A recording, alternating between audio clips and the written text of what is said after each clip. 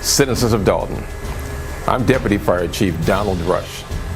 Thanks to the generous donation of the American Red Cross, the Dolton Fire Department and volunteers for the American Red Cross will be installing smoke detectors in our community on Saturday, August 13, 2016, between the hours of 9 a.m. and 3 p.m.